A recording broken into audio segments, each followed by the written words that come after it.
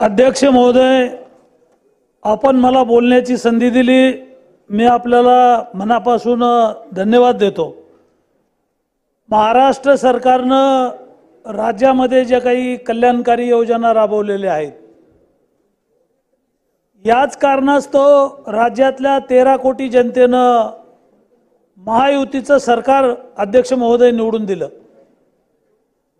राज्यातल्या जनतेच्या काही अपेक्षा आहेत सरकारकडून,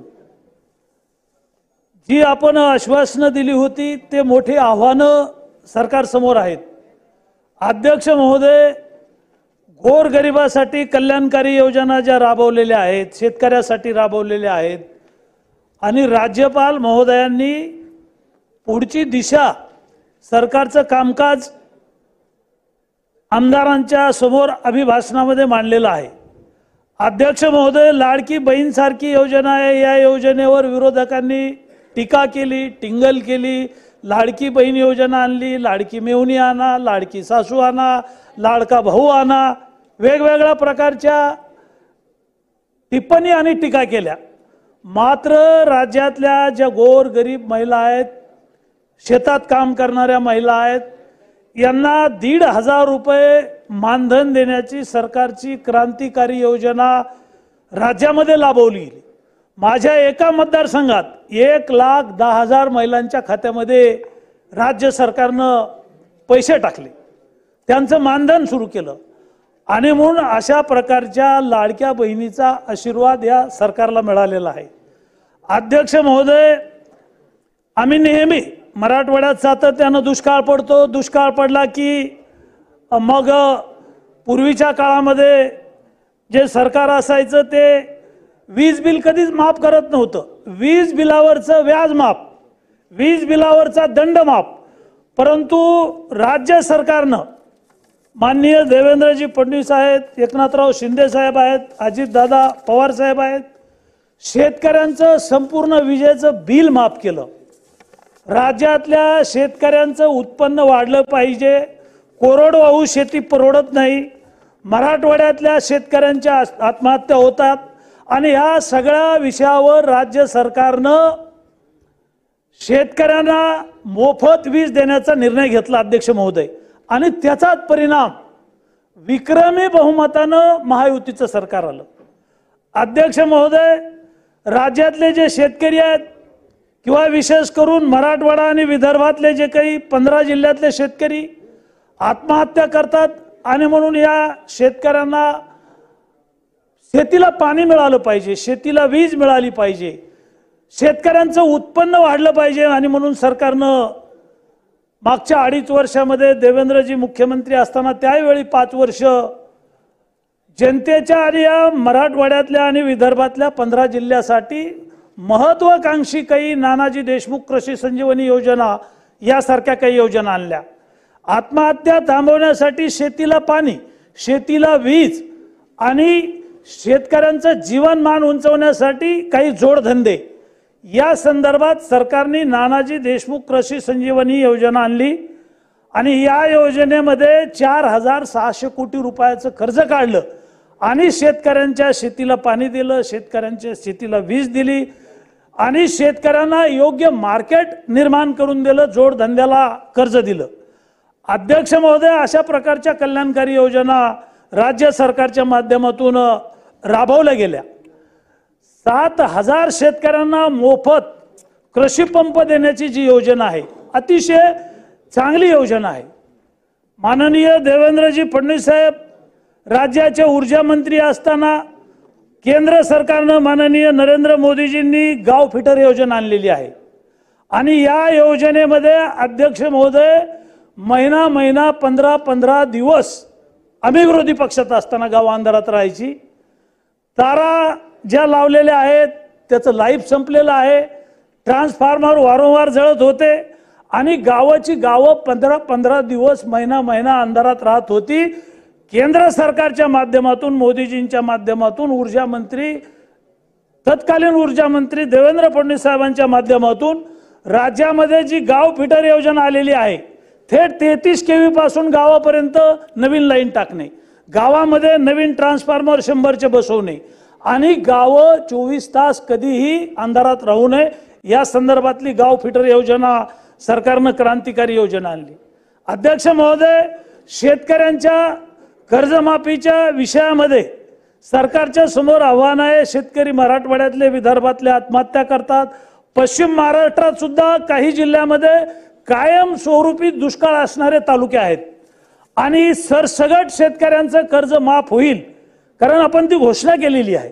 राज्यभरामध्ये मीडियामध्ये, टीव्हीमध्ये, सोशल मीडियामध्ये लोकांनी बघितलंय आणि महाराष्ट्रातला शेतकरी आता राज्य सरकारकडे आणि विशेष करून देवेंद्रजी फडणवीस आहेत, अजितदादा पवार आहेत, एकनाथराव शिंदे साहेब आहेत की आमचा 7/12 एकदा सरसगट कोरा झाला पाहिजे आणि आमचं कर्ज माफ झालं पाहिजे।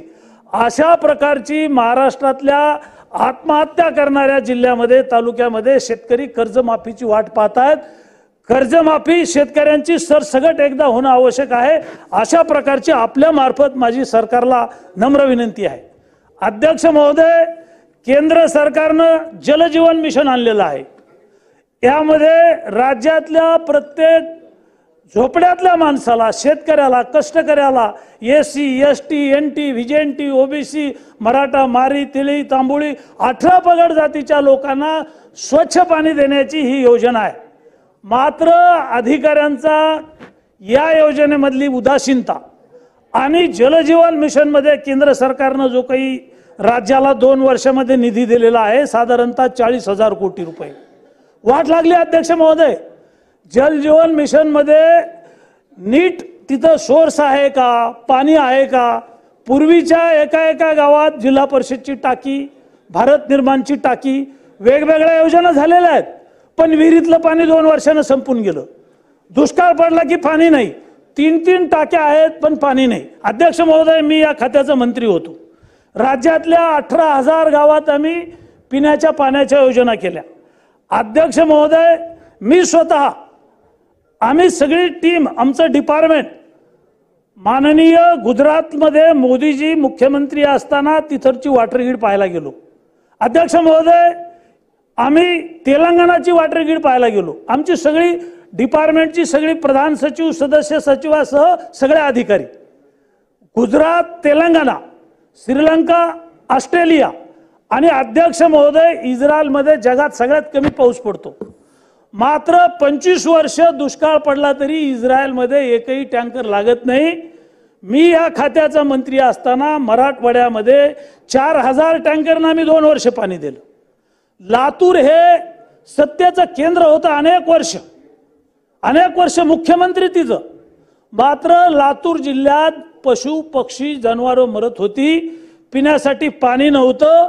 आम्ही इचलकरंजीवरून पश्चिम महाराष्ट्रातून रेल्वेनं पाणी दिलं लातूरला आणि मराठवाडा वॉटर ग्रीड करण्याच्या संदर्भात इस्रायलचं तंत्रज्ञान वापरण्यासाठी माननीय देवेंद्र फडणवीस साहेब आहेत, यांच्याबरोबर चर्चा केली आणि आम्हाला इस्रायलच्या धर्तीवर मराठवाडा वॉटर ग्रीड करायची आहे। शेतकऱ्यांच्या शेतीला पाणी द्यायचं आहे। आमचं जे मराठवाड्याचं पाणी आहे, आमचं जे काही पैठण धरण आहे 117 TMC, हे पाणी खालच्या राज्यात वाहून जातं तेलंगणामध्ये आणि तेलंगणा सरकारनं आमच्या पाण्यावर 50,000 कोटी रुपयाची वॉटर ग्रीड केली। आमचं उजनीचं पाणी कर्नाटकमध्ये वाहून जातं, महापूर येतो, माणसं वाहून जातात, जनावरं वाहून जातात आणि उजनीचं पाणी खालच्या राज्यात वाहून जाऊ नये ते पाणी लातूर, बीड आणि उस्मानाबादमध्ये वळवायचं आणि जायकवाडीचं पाणी मराठवाड्यातल्या संभाजीनगर, जालना या जिल्ह्यामध्ये, नांदेड, परभणी जिल्ह्यामध्ये न्यायचं। इसापूरच्या धरणातलं पाणी सुद्धा खालच्या धरणामध्ये होऊन जातं आणि अध्यक्ष महोदय, ही वॉटर ग्रीड इस्रायलचं तंत्रज्ञान वापरून मराठवाडा वॉटर ग्रीड करायची आणि कायमचा दुष्काळ संपवायचा।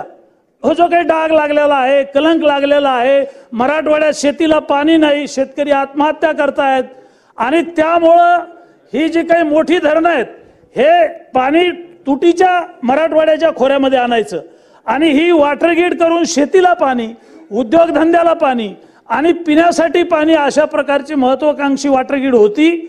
याचा DPR तयार झाला, डिटेल प्रोजेक्ट रिपोर्ट। म्हणजे 2 वर्ष इस्रायलच्या पाणी पुरवठा विभागाचे अधिकारी मराठवाड्यामध्ये कोणत्या जिल्ह्यात किती पाऊस पडला, कोणत्या जिल्ह्यात धरणात किती पाणी साचलं, भूगर्भात पाणी किती गेलं आणि मराठवाड्याचं पाणी वाहून किती गेलं याच्यावर अभ्यास केला, DPR बनवला।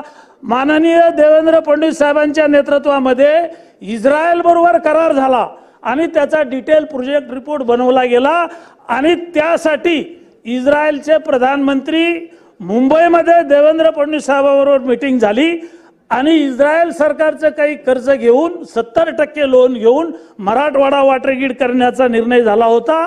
मधल्या काळात आघाडीचं सरकार आलं आणि आघाडीच्या सरकारनं ही वॉटर ग्रीड थांबवली, ही वॉटर ग्रीड रद्द केली। अध्यक्ष महोदय, देवेंद्र फडणवीस साहेबांचा हा ड्रीम प्रोजेक्ट आहे। अध्यक्ष महोदय बोलू द्या, मराठवाड्याच्या 8 जिल्ह्याचा प्रश्न आहे हा प्रश्न आहे। देवेंद्र फडणवीस साहेबांनी राज्यातल्या प्रत्येक सभेत सांगितलं, निवडणुकीमध्ये मराठवाड्यामध्ये भाजपच्या 19 पैकी 20 पैकी 19 जागा आल्या, मराठवाड्यात महायुती निवडून आली। मराठवाडा वॉटर ग्रीड ही देवेंद्र फडणवीस साहेबांचा ड्रीम प्रोजेक्ट आहे आणि मागच्या सरकारनं केलं नाही, ठीक आहे, पण आता आपलं सरकार आलेलं आहे, बहुमतात सरकार आहे। मराठवाडा वॉटर ग्रीड झाली पाहिजे या संदर्भात आपल्या माध्यमातून माननीय देवेंद्रजी फडणवीस आणि सरकारला माझी विनंती आहे की मराठवाड्याचा आमचा सर्वात ज्वलंत प्रश्न ही वॉटर ग्रीड आहे। अध्यक्ष महोदय, जो शेगाव पंढरपूर दिंडी मार्ग आहे म्हणजे नागपूर पासून ते सोलापूर पर्यंत पंढरपूर पर्यंत हा दिंडी मार्ग आहे आणि या दिंडी मार्गावरचं काही काम अर्धवट आहे। गोदावरी नदीवरचा पूल आहे 1 किलोमीटरचा। अध्यक्ष महोदय 10 वर्ष झाले, माननीय गडकरी साहेबांनी 2000 कोटी रुपये दिले, 450 किलोमीटर हा रोड मंजूर केला। त्याचं उद्घाटन माझ्या मतदारसंघात वाटूर फाट्यावर झालं, 50,000 लोकात झालं आणि या पुलाचं जे काम आहे गोदावरी नदीवरचा हा 10 वर्षापासून रखडला। सृष्टीच्या पुलाचं बांधकाम झालंय, मात्र त्या पुलावरून वरून वाहतूक चालू नाही आणि त्यामुळे 44 लोक आणि ST वाहून गेली। सभागृहात आश्वासन दिलं, मंत्र्यांच्या प्रश्नाला मंत्री उत्तर देताना म्हणाले की आम्ही 1 वर्षात शेगाव पंढरपूर दिंडी मार्ग चालू करू, पण अध्यक्ष महोदय गेल्या 3 वर्षापासून या पुलांची कामं रखडलीत। माजलगावच्या पुलांचं काम रखडलंय आणि शेगाव पंढरपूर म्हणजे नागपूर पासून पंढरपूर पर्यंत हा दिंडी मार्ग आहे आणि या कॉन्ट्रॅक्टरला काळ्या यादीत टाकलं पाहिजे। सरकारला जुमानत नाही, सरकारचं ऐकत नाही। मंत्री शंभूराजे देसाई यांनी मीटिंग मध्ये कॉन्ट्रॅक्टरला सांगितलं की आम्ही तुला जेलमध्ये टाकू, मात्र हा रोड सुरू झालेला नाहीये। छोट्या छोट्या कामामुळे हे काम थांबलेलं आहे। अध्यक्ष महोदय, शेवटचा मुद्दा आहे अध्यक्ष महोदय, माझ्या मतदारसंघातलं आकणी बरबडा नावाचं धरण आहे, 25 वर्षापासून हे काम रखडलेलं आहे। वारंवार सरकारकडे मी विनंती केलेली आहे, देवेंद्र फडणवीस साहेबांना सुद्धा भेटून मी निवेदन दिलीत। आपल्या मार्फत देवेंद्रजीला मला विनंती करायची आहे, 25 वर्ष या धरणाचं काम रखडलंय आणि या धरणात लोकांच्या जमिनी गेल्यात, त्यांच्या जमिनीचे पैसे मिळाले नाहीत, त्यांचं पुनर्वसन करणं आवश्यक आहे आणि या धरणासाठी लागणारा निधी जो आहे तो उपलब्ध करून द्यावा। अध्यक्ष महोदय, माझे 4 बंधारे वाहून गेलेत, काही विषय आहेत, मी पुढच्या कुठं संधी मिळेल त्याला बोलेल। आमचा शेवटचा मुद्दा आहे, 2 मिनिटं घेतो अध्यक्ष महोदय। आंबा नावाचं गाव आहे परतूर तालुक्यातलं, कोल्हापुरी पद्धतीचा बंधारा वाहून गेला, तिथलच्या 12 शेतकऱ्यांची जमीन दरवर्षी वाहून जाते। छोटे छोटे शेतकरी आहेत, ते पडत भूमीवर होतील शेतकरी। या बंधाऱ्याला दुरुस्ती करून उपयोग नाही, याचं टेंडर झालं, वर्क ऑर्डर झाली, आम्ही त्याचं उद्घाटन केलं, पण ते काही काम सुरू झालेलं नाही। अध्यक्ष महोदय, जो आंबा आहे, वाघाळा आहे, देवठाणा आहे, तळणी आहे, हे 4 बंधारे अध्यक्ष महोदय वाहून गेले। दरवर्षी शेतकऱ्यांची जमीन पडत 2-2, 3-3 एकर जमिनी गेलेल्या आहेत आणि हे बंधारे दुरुस्त करून उपयोग नाही, हे कोल्हापुरी पद्धतीचे बंधारे झाले पाहिजे, अशा प्रकारची विनंती राज्याच्या मुख्यमंत्री महोदयांना मी केलेली आहे। सरकारच्या माध्यमातून हे बंधारे व्हावे आणि म्हणून अध्यक्ष महोदय आपल्या मार्फत सरकारला विनंती आहे। धन्यवाद।